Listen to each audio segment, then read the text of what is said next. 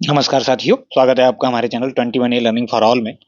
जो अभी 2024 में जो एग्जाम हुए थे उसमें जो प्रीवियस ईयर पेपर जो 2024 का है BD 107 का art and aesthetic in education, इसका सॉल्यूशन हम डिटेल्ड सॉल्यूशन आपके साथ साझा करेंगे।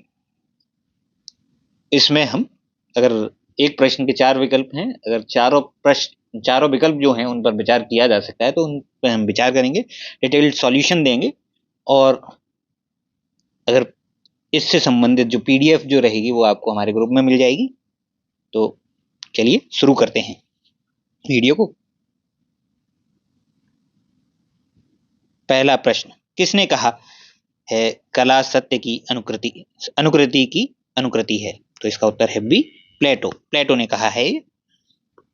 अगला प्रश्न, क्वेश्चन नंबर 2, कला के मुख्यतः कितने तत्व होते हैं?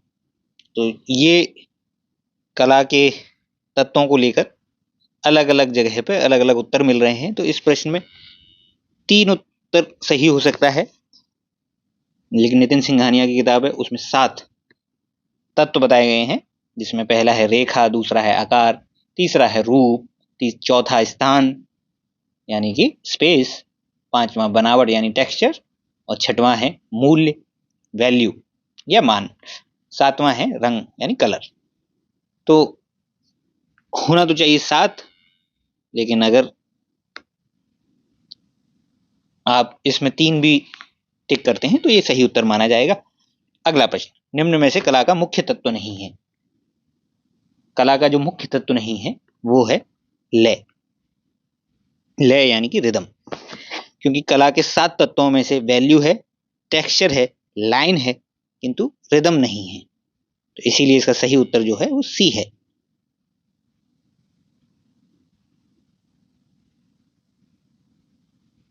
अगला प्रश्न, प्रकाश की मात्रा किस रंग में सबसे अधिक होती है? तो अगर हम हायर एनर्जी की बात करें तो वो वॉयलेट रंग में सबसे ज्यादा होता ही है, और जो सबसे कम एनर्जी है वो रेड में होती है। लेकिन तरंग दैर्ध्य के मामले में रेड कलर ज्यादा दूर तक जाता है और वॉयलेट कम दूर तक, यानी उसकी तरंग दैर्ध्य कम होती है। तो इसका सही उत्तर जो होगा एनर्जी की वजह से, जो इसका सही उत्तर है नीला। अगला प्रश्न, क्वेश्चन नंबर 5, कला का कौन सा तत्व परावर्तित प्रकाश से संबंधित है? तो कला का तत्व जो परावर्तित प्रकाश से संबंधित है, तो अगर हम इस पर ध्यान दें तो बनावट जो है यानी कि टेक्सचर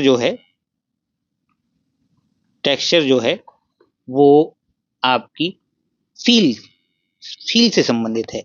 रंग जो है, कलर जो है वो परावर्तन से संबंधित है। नमूना यानी कि पैटर्न जो है ये भी बनावट से संबंधित है। बनावट यानी कि कैसी उसकी आकृति है उससे संबंधित है। और वैल्यू, मान जो है लाइटनेस या डार्कनेस से संबंधित है।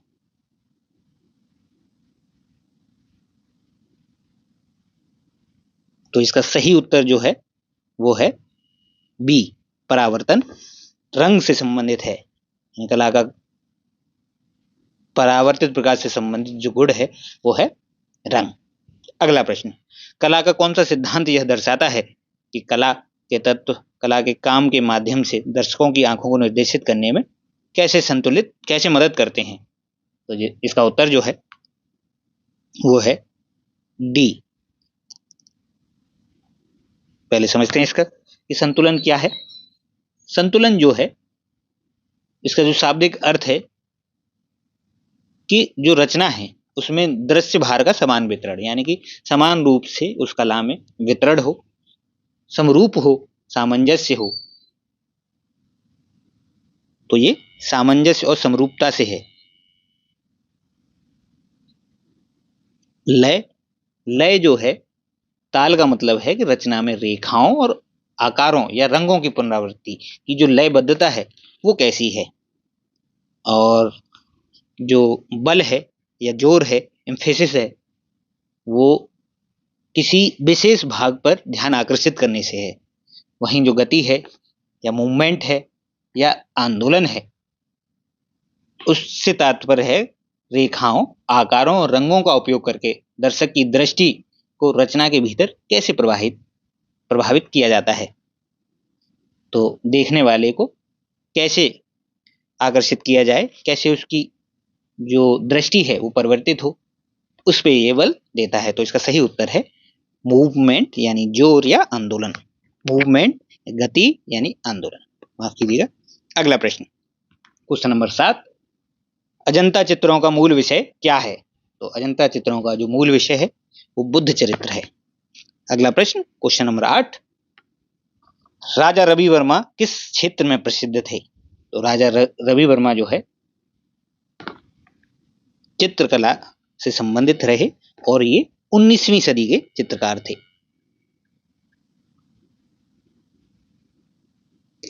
अगला प्रश्न, तंजौर चित्रकारी का संबंध। तो तंजौर चित्रकारी है जो है वो है तमिलनाडु की है और इसमें जो है हिंदू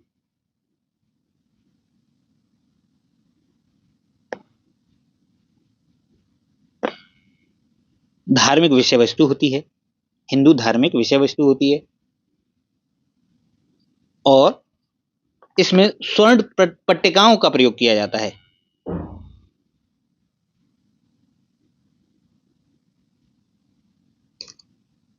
तो इसका सही उत्तर क्वेश्चन नंबर 9 का जो सही उत्तर है वो है सी, तमिलनाडु। अगला प्रश्न, क्वेश्चन नंबर 10, सांझी चित्रकारी किस राज्य से संबंधित है? तो सांझी जो है वो यूपी की चित्रकला है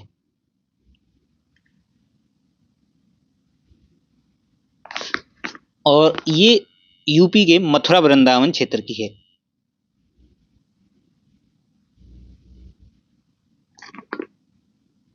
इसका जो मुख्य चरित्र रहते हैं इसमें वो कृष्ण के जीवन के विभिन्न पक्षों का इसमें प्रदर्शन किया जाता है। तो कृष्ण जीवन इसका मूल विषय वस्तु है और इसमें आउटलाइन बनाकर प्राकृतिक रंग और गोबर से चित्रकारी की जाती है। तो क्वेश्चन नंबर 10 का जो सही उत्तर है वो है बी, उत्तर प्रदेश। अगला प्रश्न,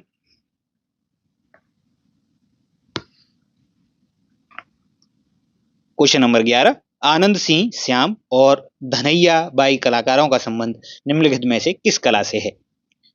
तो इसका जो उत्तर है उसको समझने से पहले समझते हैं कि ये सारी कलाएं जो ढोकरा कला, पिथौरा कला, गोंड कला, बाघ कला, ये क्या है।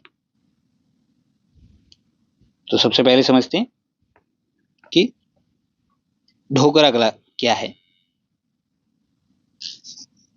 तो ये जो ढोकरा कला है वो वेस्ट बंगाल, उड़ीसा, झारखंड और छत्तीसगढ़ से संबंधित है और इसमें जो है गैर लोह धातु, गैर लोह यानी कि नॉन आयरन, जो आयरन नहीं है,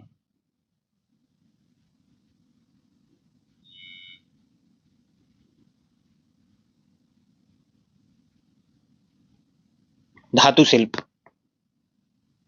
जो गैर लोह यानी ऐसी धातु जो लोहे से संबंधित नहीं है, उनका प्रयोग करके इसमें शिल्प कला का प्रदर्शन किया जाता है। और इसके जो मुख्य कलाकार हैं वो सोनाबाई रजवार हैं, सोनाबाई रजवार, ये छत्तीसगढ़ से संबंध रखते हैं। तो ये है ढोकरा कला।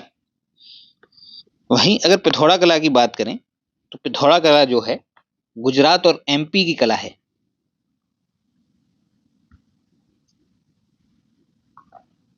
इसको जो है गुजरात और एमपी की राठवा ट्राइब जो है उसके द्वारा बनाया जाता है। तो ये इसमें धार्मिक और पारंपरिक चित्रों को इसमें बनाते हैं।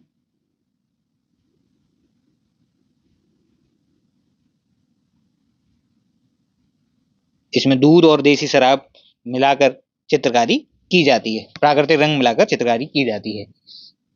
इसके जो मुख्य कलाकार हैं वो हैं लखुजी मच्छर, लखुजी। अगले कलाकार हैं भोला राठवा।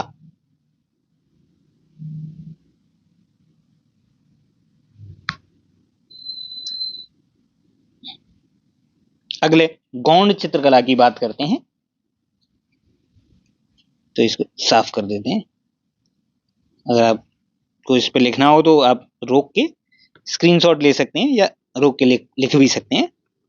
अगला जो है गौण चित्रकला, इस पे बात करते हैं। तो गौण चित्रकला है वो एमपी की गौण जनजाति के द्वारा किया जाता है इसका चित्रकारी।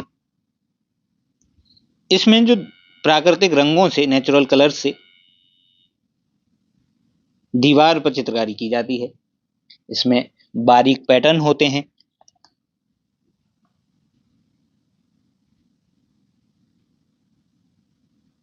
बिंदु, रेखा, इसका प्रयोग बहुत किया जाता है। और इसके जो मुख्य कलाकार हैं वो जंगड़ सिंह,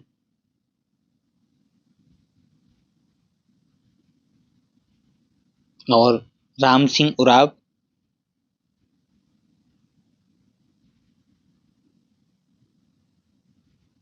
भज्जू श्याम,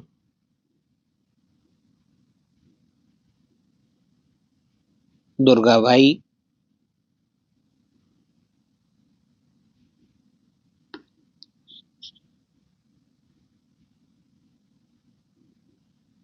आनंद सिंह और धनैया बाई।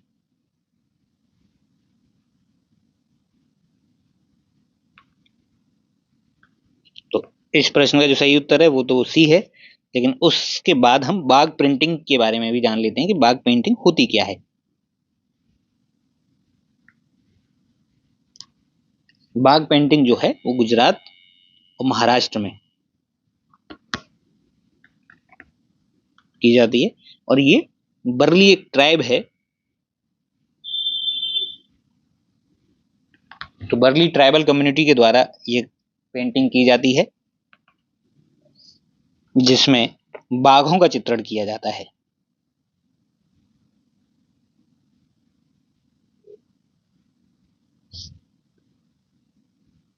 तो इस प्रश्न का जो सही उत्तर है वो सी ही होगा, यानी कि गौड़ चित्रकला, यानी आनंद सिंह श्याम और धनैया बाई गौड़ चित्रकला से संबंध रखते हैं। अगला प्रश्न, क्वेश्चन नंबर 12, प्राकृतिक दृश्य चित्रण को आधुनिक, सशक्त एवं प्रभावशाली बनाने में किसका योगदान महत्वपूर्ण है?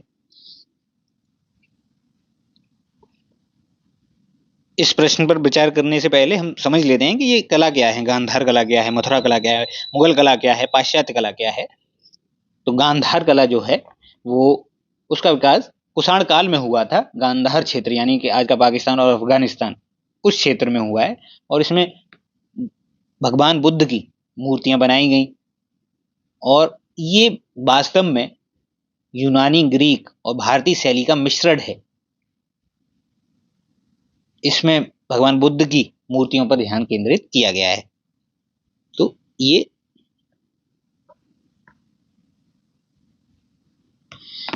अब बात करते हैं मथुरा कला की। तो जो मथुरा कला है, मथुरा कला का विकास कुषाण और गुप्त काल में हुआ है, और यह भारतीय परंपरा पर आधारित है।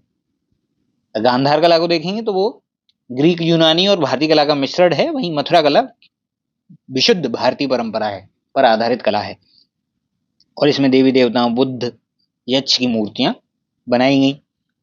तो ये बुद्ध की मूर्ति से, और ये देवी देवता।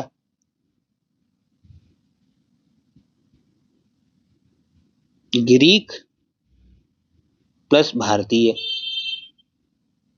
ये भारतीय, विशुद्ध भारतीय। मुगल कला, मुगल कला जो है वो मुगलों के आने के बाद ही भारत में विकसित हुई, और इसमें फारसी, भारतीय और इस्लामी कलात्मक शैली का मिश्रण मिलता है, और इसमें प्राकृतिक दृश्यों का सूक्ष्म चित्रण किया गया।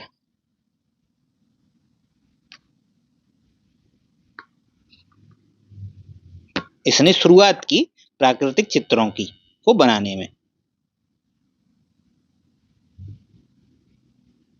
शुरू किया इन्होंने बनाना। वहीं पाश्चात्य कला देखें, पाश्चात्य कला में प्रकृति का चित्रण जो है वो प्राचीन काल से होता आया है। जैसे आप देखें तो पुनर्जागरण में हुआ, रोमांटिसिज्म आया, वहां पे लियोनार्डो दा विंची थे, बहुत सारे कलाकार रहे, और प्रकाश और रियलिज्म के द्वारा इन्होंने प्रकृति को वास्तविक रूप देने का प्रयास किया। तो इस तरीके से देखें तो पश्चिमी कला ने यानी वेस्टर्न आर्ट ने प्राकृतिक दृश्य चित्रण को आधुनिक, सशक्त और प्रभावशाली बनाने में महत्वपूर्ण योगदान दिया है। तो इस प्रश्न का जो उत्तर होना है वो है डी, पाश्चात्य कला। अगला प्रश्न, क्वेश्चन नंबर 13, अयोध्या का राम मंदिर किस शैली में बनवाया गया है? तो इस प्रश्न का सीधा अगर उत्तर देना हो तो इसका उत्तर सीधा यही है, नागर शैली, यानी अयोध्या का राम मंदिर नागर शैली में बना हुआ है। तो इन शैली को समझ लेते हैं, नागर शैली होती क्या है। तो नागर शैली के मंदिर पहले तो उत्तर भारत में मिलते हैं, यानी विंध्य पर्वत के उत्तर में नागर शैली के मंदिर पाए जाते हैं। इनमें जो शिखर है वो पिरामिड जैसा होता है, और इन मंदिरों का जो गर्भगृह है, यानी जहां भगवान की मूर्ति विराजमान होती है, वह चौकोर आकार का होता है, जो कि एक मंडप या हॉल से घिरा होता है, और जो गर्भगृह है उसके ऊपर ही शीर्ष बना होता है, शिखर बना होता है। इसी तरीके से एक द्रविड़ शैली है, द्रविड़ शैली दक्षिण भारत में मिलती है, जिसमें बहुत बड़ा विमान होता है, मंदिर के ऊंचे टावर होते हैं, बड़े अलंकृत दरवाजे होते हैं, इन्हें गोपुरम कहा जाता है। तो ये द्रविड़ शैली है।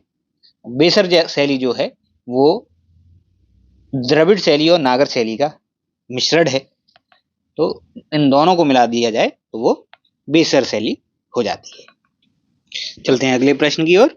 अगला क्वेश्चन नंबर 14, नागर शैली का दूसरा नाम क्या है? तो नागर शैली का दूसरा नाम जो है वो है खजुराहो शैली, यानी 14वें का जो उत्तर है वो है बी। अच्छा, इसको हम एलिमिनेट भी कर सकते हैं। दक्षिण भारतीय मंदिर की जो शैली है उसको द्रविड़ शैली कहते हैं।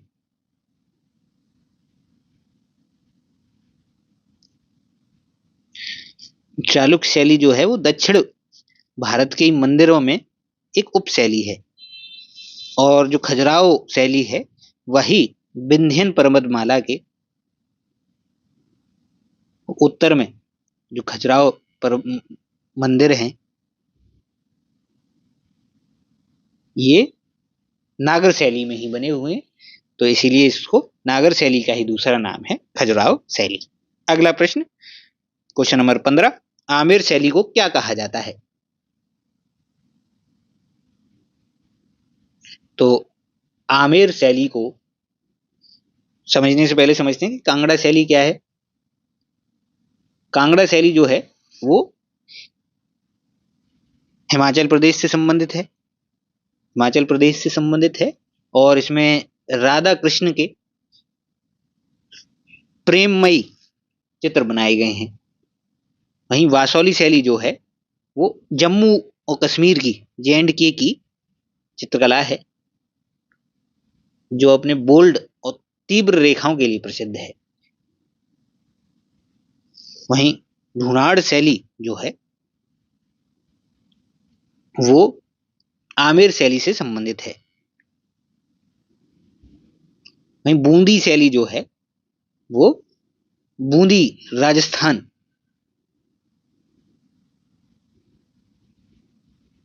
संबंधित है। तो आमेर शैली राजस्थान और बूंदी राजस्थान, तो जो आमेर शैली को है ढूंढाड़ शैली भी कहा जाता है, और कई जगह आप ढूंढाड़ की जगह इसको ढूंढार भी पढ़ा जाता है। तो ढूंढार शैली और ढूंढाड़ शैली एक ही है। अगला क्वेश्चन नंबर 16, जैन चित्रकला शैली अधिकतर राजस्थान के किस क्षेत्र में पाई जाती है? तो जैन चित्रकला शैली मुख्य रूप से बीकानेर क्षेत्र में पाई जाती है, तो इसका उत्तर जो है ए। तो समझ लेते हैं कि जैन चित्रकला शैली बीकानेर में पाई जाती है, तो बीकानेर में इसका विकास कैसे हुआ? तो जैन चित्रकला शैली का विकास बीकानेर में 16वीं और 17वीं सदी में हुआ, जब जैन व्यापारियों और राजाओं को इसका संरक्षण प्राप्त हुआ। इसमें जैन धार्मिक चित्रों का चित्रण, पवित्र ग्रंथ और जैन तीर्थंकरों के चित्रों को बनाया गया है, और इसमें सूक्ष्म विवरण, पतला रेखांकन और चमकदार रंगों का प्रयोग किया गया है। जैसलमेर जो है अपने स्थापत्य के लिए प्रसिद्ध है, और जोधपुर जो है उसमें मेवाड़ शैली पाई जाती है चित्रकला की। मेवाड़ शैली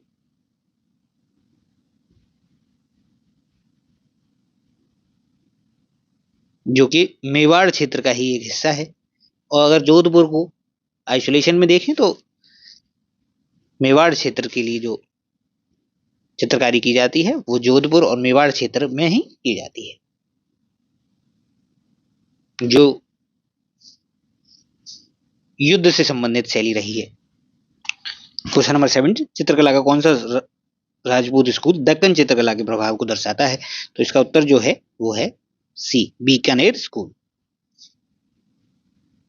क्वेश्चन नंबर 18, कपड़े के लंबे टुकड़े पर वनस्पति रंग के साथ की जाने वाली चित्रकारी को क्या कहा जाता है? तो इसको कहा जाता है फड़ चित्रकारी।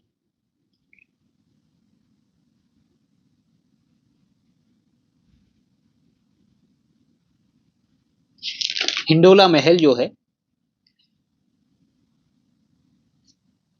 हिंडोला महल, क्वेश्चन नंबर 19, हिंडोला महल और जहाज हवेली किस क्षेत्रीय वास्तुकला शैली से संबंधित है? तो ये ए, मांडू क्षेत्र से संबंधित है। क्वेश्चन नंबर 20, मामल्ल शैली का संबंध किस वास्तुकला से है? तो इसका उत्तर जो है वो है सी, पल्लवकालीन स्थापत्य। तो ये सीधे संबंध पूछता है तो मामल्ल शैली पल्लवकालीन और हिंडोला महल और जहाज हवेली मांडू क्षेत्र से संबंधित हैं। इस तरीके से सीधा वन लाइनर क्वेश्चन। निम्न में से कौन कठपुतली का प्रकार नहीं है? तो समझ लेते कठपुतली क्या है। तो कठपुतली जो है भारत में बहुत प्राचीन प्रकार का शिल्प है। इसमें जो है मुख्यतः 5 प्रकार की कठपुतली होती हैं। पहली होती है दस्ताने, जो हाथ में पहनकर कठपुतली की नृत्य किया जाता है हाथ और हथेली की मदद से, वो है दस्ताने या ग्लव कठपुतली या पपेट। दूसरा है छाया कठपुतली या शैडो कठपुतली। तीसरा है डोरी या स्ट्रिंग कठपुतली।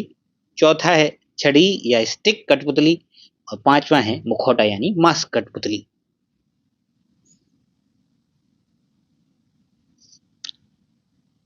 तो इसमें से आप देखिए तो यहाँ पे ग्लव कठपुतली होती है, स्टिक कठपुतली होती है, स्ट्रिंग होती है, जबकि डॉल नहीं होती, क्योंकि गुड़िया जो है वो एक प्रकार का खिलौना है, कठपुतली नहीं है। तो इसका उत्तर जो है ए सही है। छाया कठपुतली रंगमंच थोलू बोम्बलता कहाँ किस राज्य से संबंधित है? तो इसका उत्तर जो है वो है आंध्र प्रदेश, डी। ये सीधा प्रश्न है, ये आप साइड में जो स्लाइड चल रही है उसमें भी देख सकते हैं, और इससे संबंधित पीडीएफ आपको हमारे ग्रुप में भी मिल जाएगी। अगला प्रश्न, क्वेश्चन नंबर 23, राजस्थान का कौन सा लोक नाट्य मेरू नाट्य के नाम से जाना जाता है? तो राजस्थान का जो गवरी है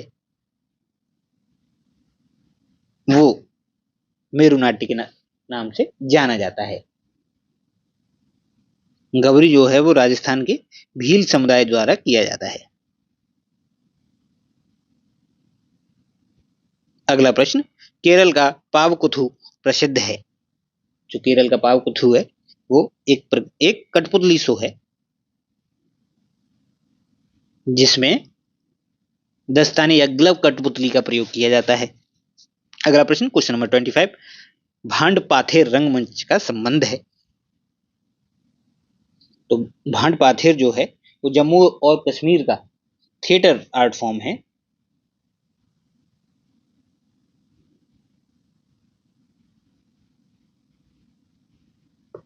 तो इसका सही उत्तर है सी।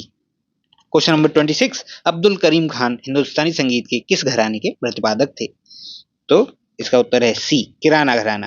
किराना घराना जो है वो यूपी के शामली में है। अगला प्रश्न, क्वेश्चन नंबर 27, ख्वांग किस राज्य का पारंपरिक वाद्य यंत्र है? ख्वांग जो है, जो मिजोरम का एक ड्रम है। तो क्वेश्चन नंबर 27 का उत्तर है बी, मिजोरम। उत्तर प्रदेश में वर्षा ऋतु में कौन सा गीत गाया जाता है? तो वर्षा ऋतु में जो है उत्तर प्रदेश में कजरी गाया जाता है। कजरी जो है यूपी, इसमें ईस्टर्न और बिहार, इसमें ये कजरी गाया जाता है। रसिया जो है वेस्टर्न यूपी में गाया जाता है, जिसमें राधा और कृष्ण के प्रेम को दर्शाया जाता है। विरहा जो है वो यूपी और बिहार में बिछड़ने का गीत गाए जाते हैं, उनको विरहा कहते हैं। वहीं चैती जो है वो है बसंत में गाए जाने वाले गीत हैं, जो कि भक्ति से संबंधित हैं, और ये गाए जाते हैं यूपी प्लस बिहार में।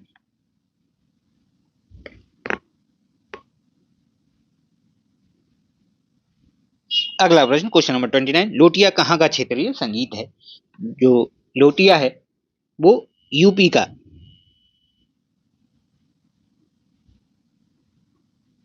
यूपी में श्रावण के महीने में जो गीत गाए जाते हैं महिलाओं के द्वारा,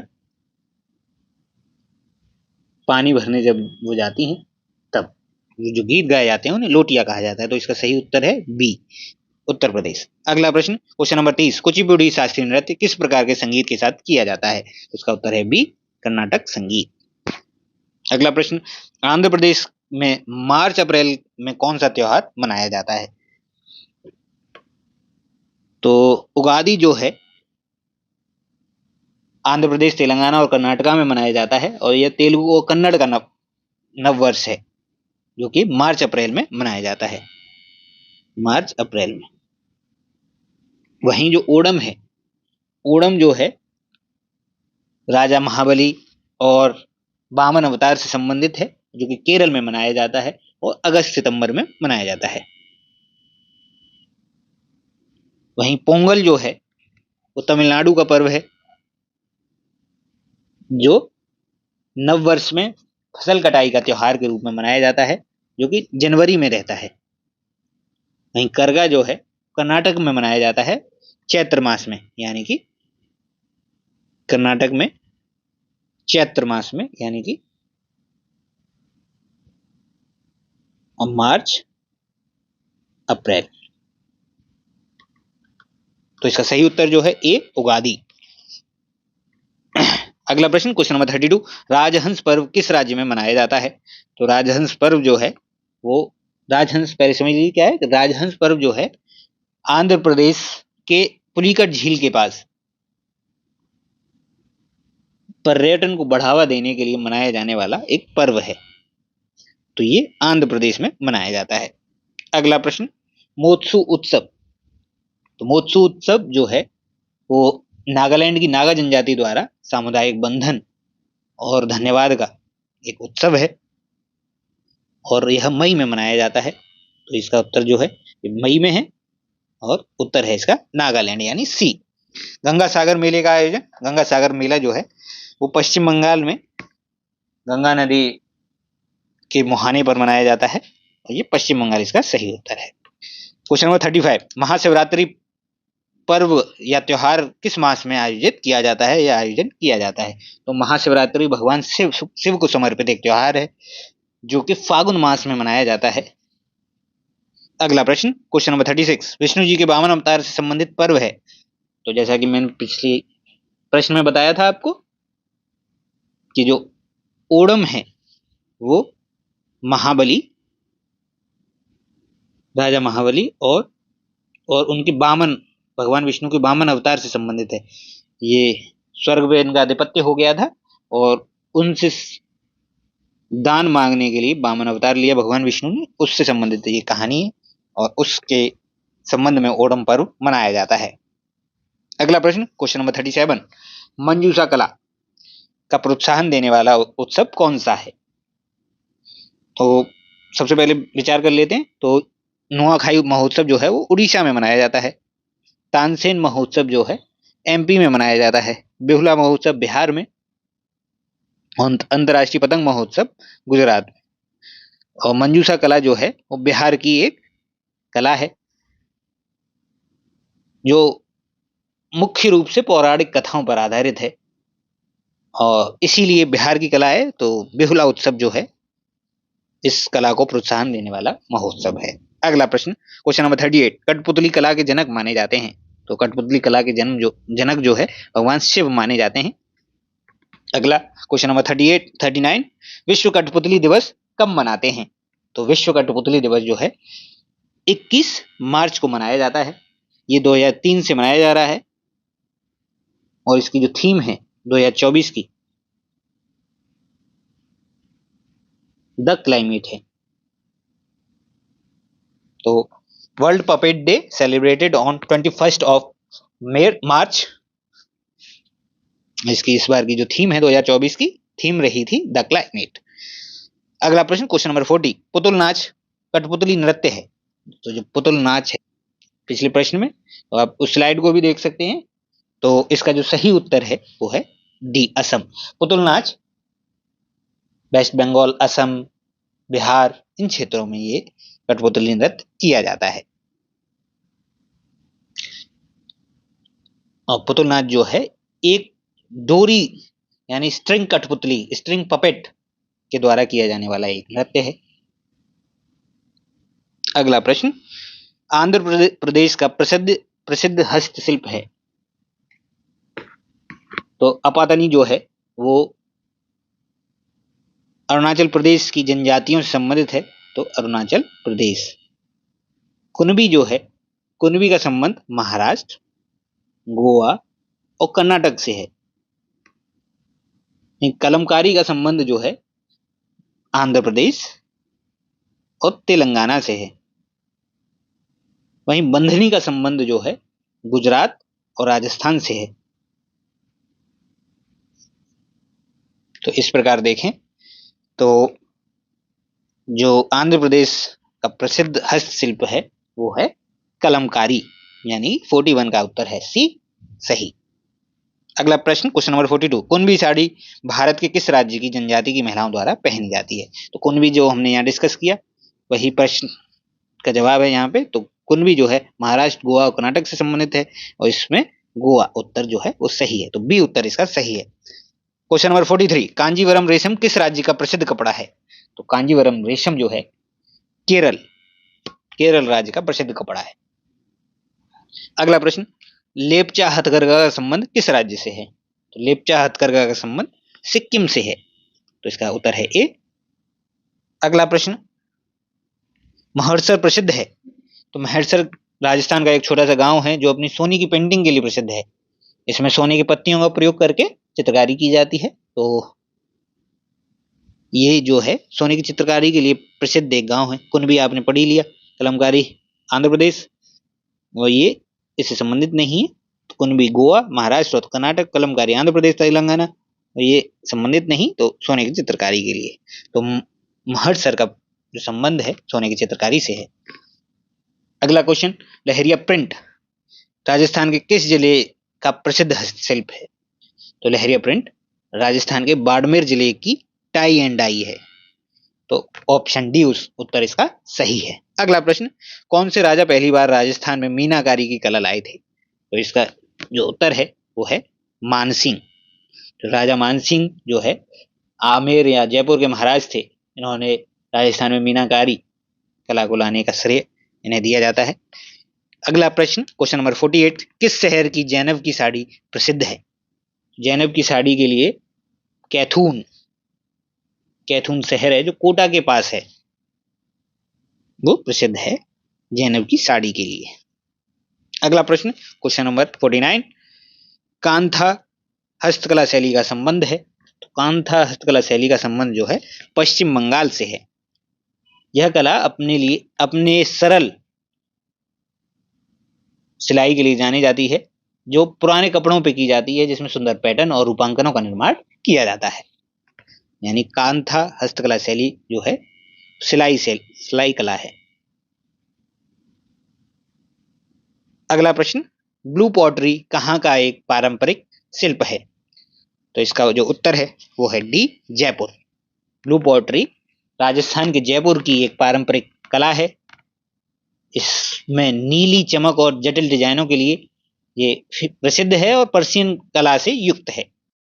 क्वेश्चन नंबर 51, कला को परिभाषित किया गया है कलयति स्वरूपम आवेशयति वस्तुनि व। तो इसका एक स्पष्ट उत्तर इस प्रश्न का हमें नहीं मिला है, लेकिन कुछ कुछ जगह हमें क्षेमराज आचार्य इसका उत्तर मिल रहा है, कुछ जगह इनमें से नहीं मिल रहा है कोई उत्तर। तो इसका उत्तर ए भी हो सकता है और डी भी हो सकता है, तो दोनों में से कोई उत्तर। फिर भी अगर कोई एक उत्तर चुनना हो तो क्षेमराज आचार्य इसका उत्तर हो सकता है। अगला प्रश्न, क्वेश्चन नंबर 52, भारतीय चित्रकला है। तो भारतीय चित्रकला जो है एक रेखा प्रधान कला है, जिसमें रेखाएं अधिक होती हैं। भारतीय चित्रकला एक रेखा प्रधान कला है। अगला प्रश्न, क्वेश्चन नंबर 53, चित्र सूत्र का उल्लेख कहाँ मिलता है? तो चित्र सूत्र जो है एक प्राचीन ग्रंथ है जिसमें चित्रकला और दृश्य कलाओं के सिद्धांतों की प्राप्ति होती है। तो इसमें चित्रकला प्लस दृश्य कला के सिद्धांत इसमें मिलते हैं, और इसका जो उल्लेख है वो पद्म पुराण में मिलता है। तो ये पद्म पुराण में मिलता है, तो डी ऑप्शन इसका सही है। अगला प्रश्न, क्वेश्चन नंबर 54, भारतीय कला में सर्वाधिक महत्व की बात है। तो भारतीय कला में सर्वाधिक महत्व की बात जो है वो है ए, चिरंतन सत्य को भारतीय कला प्रतीक के सहारे व्यक्त करना, यानी express eternal truth with the help of Indian arts symbols. अगला प्रश्न, क्वेश्चन नंबर 55, वात्स्यायन ने कामसूत्र में कितनी कलाओं का उल्लेख किया है? तो इसका उत्तर है बी, 64 कलाओं का। वात्स्यायन ने कामसूत्र में 64 कलाओं का उल्लेख किया है। अगला प्रश्न, क्वेश्चन नंबर 56, कला का उद्गम किस मानवीय भावना का परिचायक है? कला का जो उद्गम है वो इनमें से किस मानवीय भावना की वजह से उत्पन्न होता है? तो इसका जो उत्तर है वो है बी, जॉय।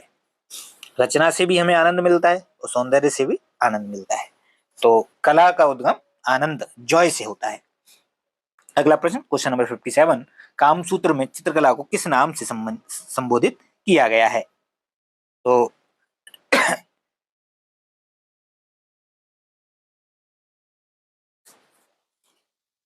कामसूत्र में चित्रकला को शिल्प नाम से यानी कि क्राफ्ट नाम से संबोधित किया गया है। तो 57 का डी ऑप्शन। नृत्य संगीत का दृश्यीकरण है, यह किसने कहा? Who said this dance is the visualization of music?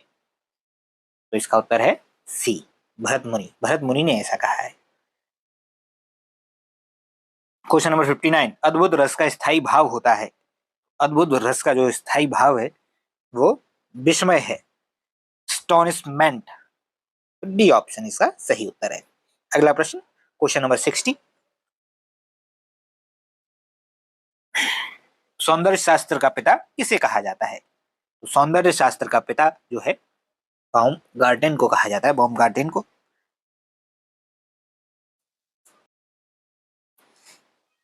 Alexander Gottlieb बाउमगार्टन को सौंदर्य शास्त्र का पिता इसीलिए माना जाता है क्योंकि इन्होंने 18वीं शताब्दी में एस्थेटिक शब्द का प्रयोग इसके लिए किया था, और इन्होंने ही इसके लिए शब्द का प्रयोग सर्वप्रथम प्रयोग किया। अगला क्वेश्चन, क्वेश्चन नंबर 61, मानव सौंदर्य के अध्ययन को क्या कहते हैं? मानव सौंदर्य के अध्ययन को कैलोलॉजी यानी कि बी ऑप्शन, कैलोलॉजी कहते हैं। मानव सौंदर्य, the study of human beauty called as kalology. अगला क्वेश्चन, क्वेश्चन नंबर 62, कला का प्रमुख उद्देश्य है। तो कला का प्रमुख उद्देश्य है सौंदर्य का सृजन, क्रिएशन ऑफ ब्यूटी। तो सी ऑप्शन इसका सही है।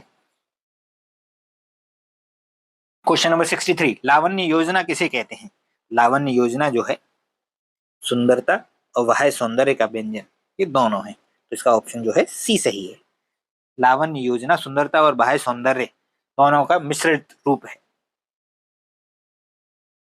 क्वेश्चन नंबर 64, इंडो ग्रीक कला को अन्य किस नाम से जाना जाता है? यानी कि भारतीय क्षेत्र में विकसित हुई कला और ग्रीक क्षेत्र में विकसित हुई कला, इन दोनों के मिश्रित रूप को ही गांधार कला कहा जाता है।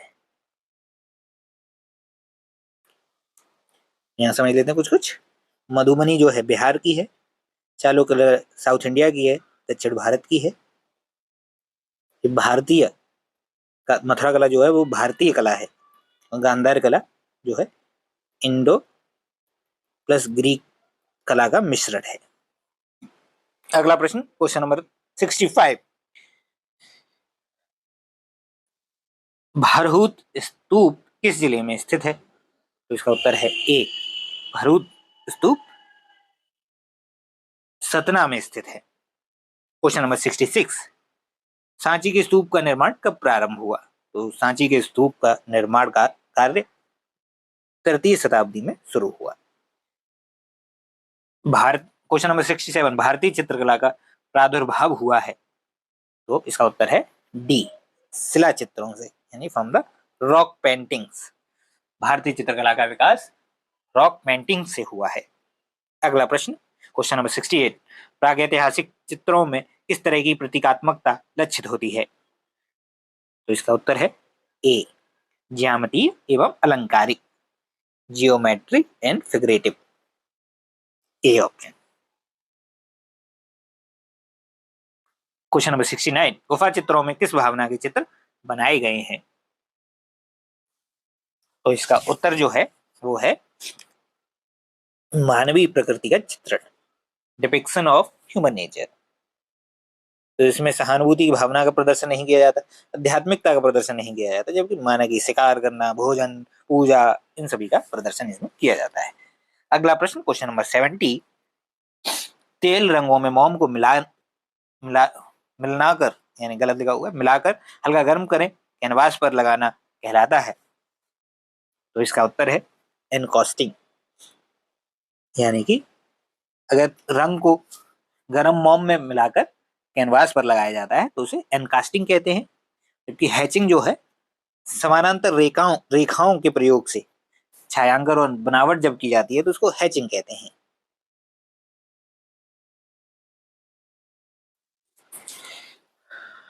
गॉश क्या है? गॉश है जब वाटर कलर को यूज करके बोल्ड और लिविंग चित्रण किया जाता है तो उसको गॉश कहते हैं। वहीं अगर वाटर कलर का प्रयोग बैकग्राउंड में किया जा रहा है तो उसको वॉश कहते हैं। तो चारों ऑप्शन ऐसे, एनकास्टिंग जब रंग को गर्म मोम के साथ मिलाकर कैनवास पे लगाया जाए, तो एनकास्टिंग। हैचिंग क्या है? जब समानांतर रेखाओं का प्रयोग छायांकन और बनावट में किया जाए तो वो है हैचिंग। गॉस वाटर कलर जब बोल्ड और लिविंग चित्रण में यूज किए जाए तो वो है गॉस। वॉश है तो वाटर कलर का यूज बैकग्राउंड में किया जाए। अगला प्रश्न, क्वेश्चन नंबर 71।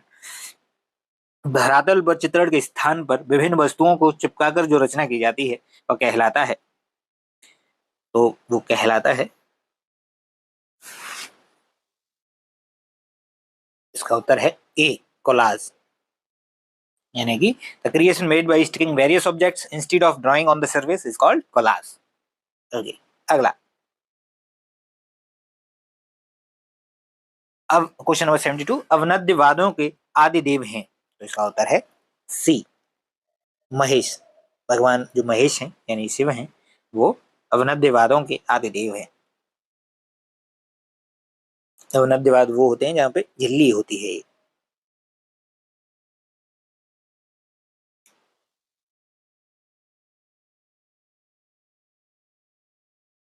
अगला, उस्ताद फैयाज खान का संबंध किस घराने से है? तो उस्ताद फैयाज खान का संबंध जो है वो आगरा घराने से है, और जो अतरौली घराना है ये अलीगढ़ में, ग्वालियर घराना ग्वालियर एमपी, आगरा आगरा ये यूपी में आगरा घराना, और किराना घराना ये भी यूपी के किराना में। और ये सभी जो घराने हैं ख्याल गायन से संबंधित हैं।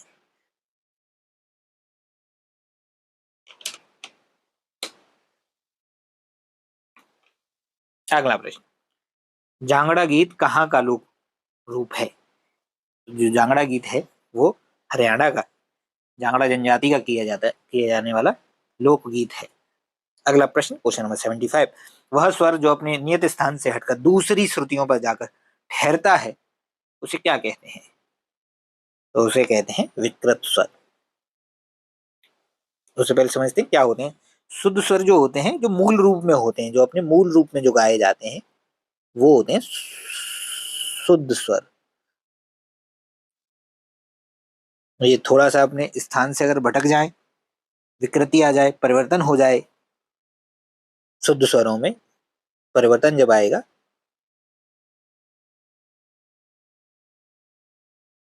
तो वो है विकृत स्वर। इसके दो टाइप हैं, एक टाइप है कोमल स्वर, एक तीव्र स्वर। अगर एक मूल रूप से नीचे गाया जाएगा तो कोमल, मूल रूप से ऊपर गाया जाएगा तो तीव्र। तो इसका जो सही उत्तर है वो है विकृत स्वर, बी ऑप्शन। क्वेश्चन नंबर 76, वह स्वर जो अपने नियत स्थान से थोड़ा नीचे उतर कर गाए जाते हैं वो कोमल स्वर कहलाते हैं। क्वेश्चन नंबर 76 का बी। क्वेश्चन नंबर 77, निम्न स्वरों में से अचल स्वर कौन सा है?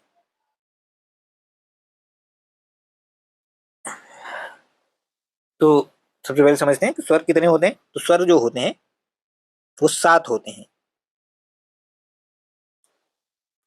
7 होते हैं। 7 कौन से? सा, रे, ग, म, प, ध, नी। इसको बोलते हैं षडज, ऋषभ,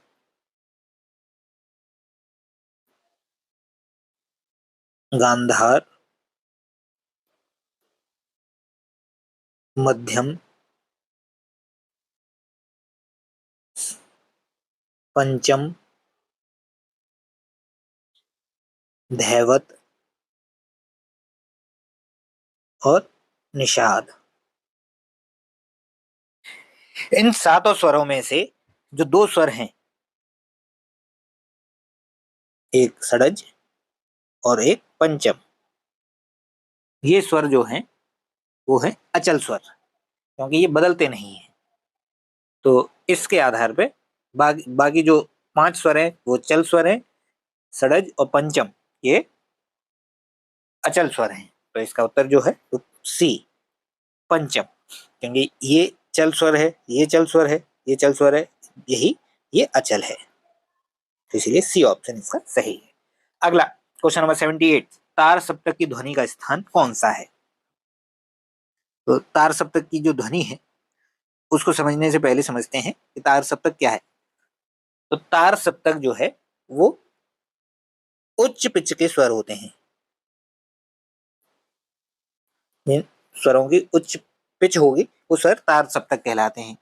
और ये तालु से तालु से यानी पैलेट से गाए जाते हैं, उनको तार सप्तक कहते हैं।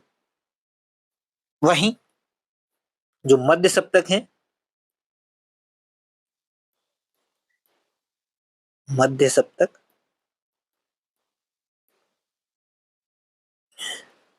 ये कंठ से या गले से गाए जाते हैं। वहीं जो मंद सप्तक है,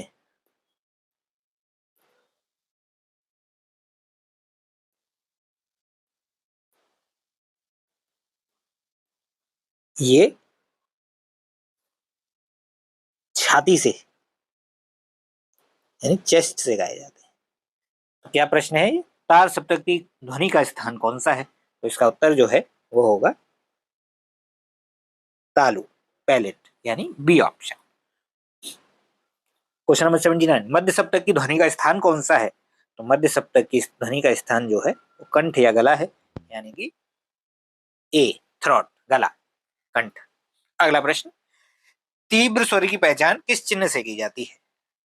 तो तीव्र स्वर की जो पहचान है वो वर्टिकल लाइन से की जाती है, ए ऑप्शन इसका, वर्टिकल लाइन एवं स्वर, यानी स्वर के ऊपर खड़ी लकीर। अगला प्रश्न क्वेश्चन नंबर 81, स्वरों का ऐसा समूह जिससे राग का स्वरूप व्यक्त होता है कहलाता है, इसको कहते हैं गमक। इसमें समझने वाला नहीं है कुछ, आप इसको याद करिए ऐसे ही। स्वरों का ऐसा समूह जिससे राग का स्वरूप व्यक्त होता है उसे गमक कहते हैं। और इससे संबंधित, इस वीडियो से संबंधित जो पीडीएफ है आपको वो ग्रुप में मिल जाएगी। पिछली वीडियो के साथ भी हमने कहा था कि आपको पीडीएफ मिल जाएगी, लेकिन वो पीडीएफ ग्रुप में अभी अपलोड नहीं हुई है। लेकिन ये वीडियो जब अपलोड हो जाएगी उसके बाद ग्रुप में इसकी पीडीएफ भी अपलोड हो जाएगी। उसमें सॉल्यूशंस के कुछ कुछ बिंदु हैं जो आपकी तैयारी के लिए बहुत अच्छा हो सकता है। वो आपको बहुत फायदा करेगा अपनी तैयारी में, अपना एग्जाम बेहतर बनाने में। तो आप उस पीडीएफ को वहां से डाउनलोड कर सकते हैं। अगला प्रश्न, किस स्वर को राग का राजा कहा जाता है? तो राग का राजा जो है वो वादी स्वर को कहा जाता है। अच्छा, वादी स्वर क्या है? वादी स्वर राग का सबसे महत्वपूर्ण स्वर होता है क्योंकि इसे सबसे अधिक बार गाया और बजाया जाता है, इसीलिए राग का राजा जो है वो वादी स्वर होता है। वहीं दूसरा जो महत्वपूर्ण स्वर है वो है संवादी स्वर, जिसे रानी स्वर भी कहा जाता है। अगला प्रश्न क्वेश्चन नंबर 83, गौरीचा किस राज्य का धार्मिक लोक नृत्य है? गौरीचा जो है वो महाराष्ट्र का धार्मिक लोक नृत्य है। अगला प्रश्न, जिन वाद्यों में वायु किसी छिद्र से होकर उत्पन्न करती है उसे वह वाद्य कहलाते हैं। तो इससे पहले समझ लेते हैं कि वाद्य यंत्र क्या क्या है। तो तत्वाद, इसमें तार होते हैं, तार के माध्यम से ध्वनि उत्पन्न की जाती है, वो तत्वाद्य कहलाते हैं। अवनाद्यवाद होते हैं झिल्ली, जिनमें झिल्ली के माध्यम से ध्वनि उत्पन्न की जाती है, वो तत्वाद्य कहलाते हैं।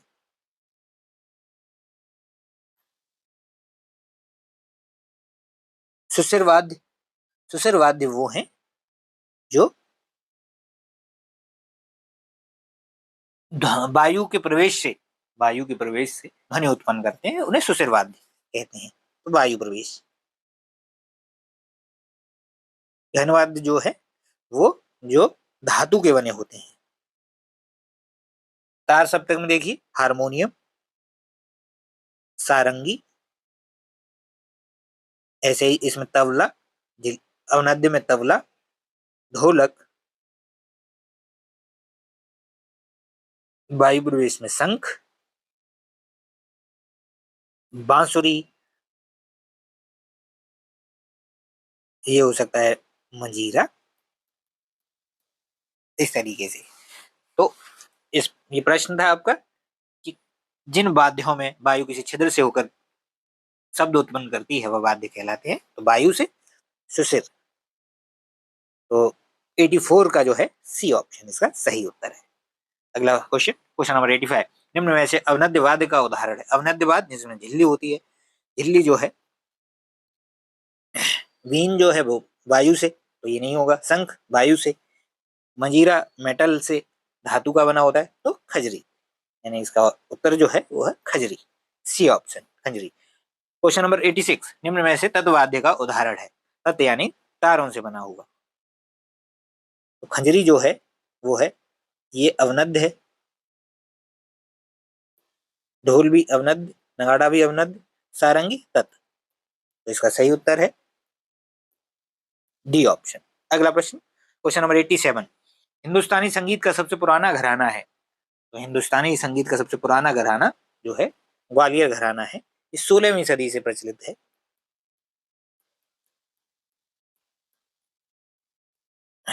अगला प्रश्न, क्वेश्चन नंबर 88, किराना घराना का संबंध किस शास्त्रीय गायन से है? तो इसका उत्तर है सी, ख्याल गायन।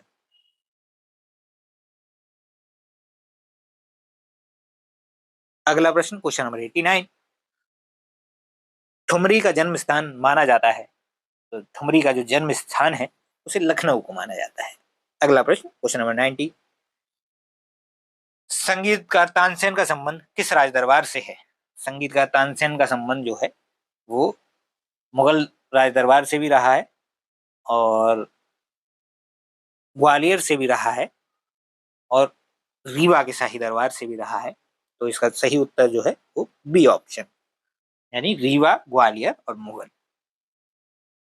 क्वेश्चन नंबर 91, पोंगल का त्योहार कितने दिन मनाया जाता है? पोंगल का त्योहार सूर्य को समर्पित है और ये 4 दिन तक मनाया जाने वाला त्योहार है, तो ये C option. Question number 92, Bharat में कितने राष्ट्रीय अवकाश मनाए जाते हैं? भारत में 3 राष्ट्रीय अवकाश मनाए जाते हैं। कौन कौन से राष्ट्रीय अवकाश, कौन कौन से? एक तो 26 जनवरी, 15 अगस्त और 2 अक्टूबर। ये है गणतंत्र दिवस, ये स्वतंत्रता और ये गांधी जयंती।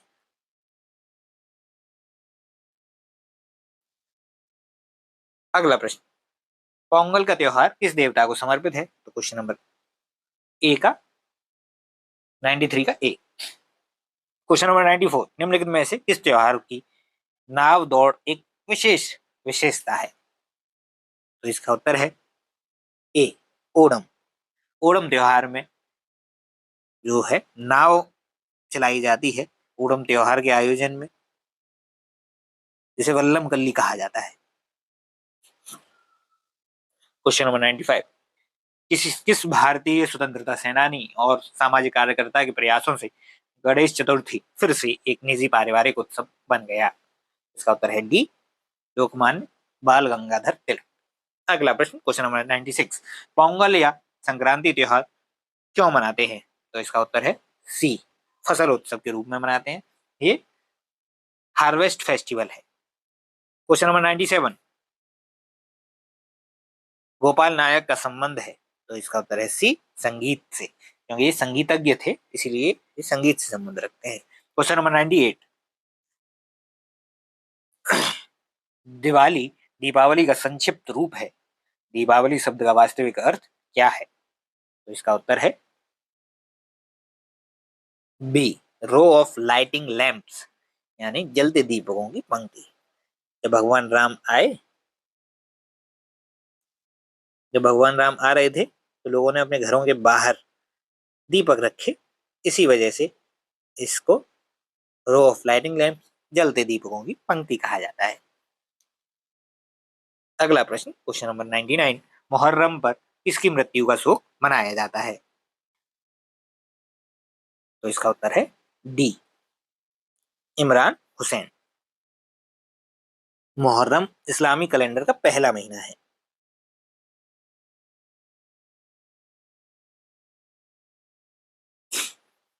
जो कि शिया मुसलमानों के लिए महत्वपूर्ण है।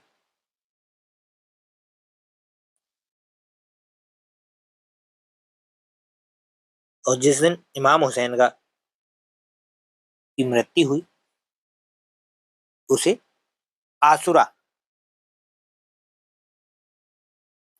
यानी 10th day of Muharram,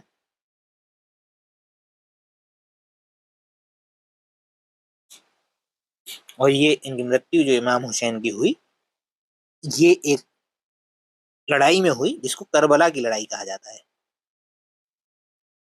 question number 100, Ramzan के पवित्र मास के अंत में जो ईद मनाई जाती है उसे क्या कहा जाता है? पहले समझ लेते हैं मिलादुन नबी क्या है। ये मोहम्मद पैगंबर की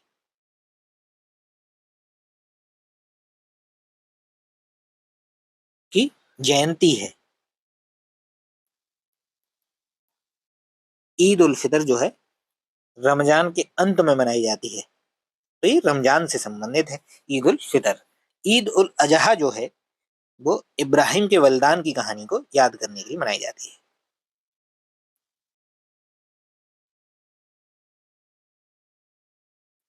इसी को बकरीद भी कहते हैं, ईद उल अजहा को।